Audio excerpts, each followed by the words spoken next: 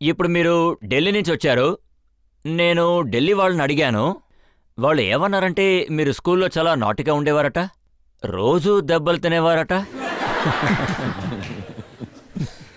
నేను ఇప్పటి కూడా అప్పుడప్పుడు దెబ్బలు తింటూనే ఉంటాను. నేను మరీ మారిపోలేదు, కానీ స్కూల్లో నేను చాలా నాటీగా ఉండేవాణ్ణి. పైగా మా స్కూల్లో టీచర్ ఏమనేవాళ్ళంటే నేను డెవిల్గా నవ్వుతానని. అది ఎలాగంటే సాయితాన్ స్మైల్ లాగా. నా నవ్వు చూడగానే టీచర్ నన్ను క్షమించేస్తారు. నాకు ఒక విషయం జ్ఞాపకముంది. స్కూల్లో ఏం చేశానంటే, మేము సైన్స్ ల్యాబ్లో కొన్ని వస్తువుల్ని పగలగొట్టాము. అప్పుడు మా టీచర్ నన్ను చేతులు గట్టిగా పట్టుకున్నది. అప్పుడు నేను వారిని చూస్తూ ఏడవడం మొదలుపెట్టాను. నేను మా టీచర్తో ఏమన్నానంటే, మా ఇంట్లో అమ్మా నాన్న నన్ను బాగా కోపడతారని. ఆవిడ పేరేంటంటే మిస్ సచ్చిదేవా.